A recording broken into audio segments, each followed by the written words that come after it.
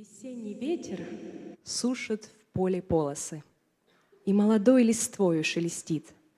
Душа поет счастливым новым голосом, напевом ветра радостно твердит. А он то с ней в мелодию сливается, то вдруг летит свободно к небесам. Он к старикам и детям прикасается и гладит по лицу и волосам. Откуда он?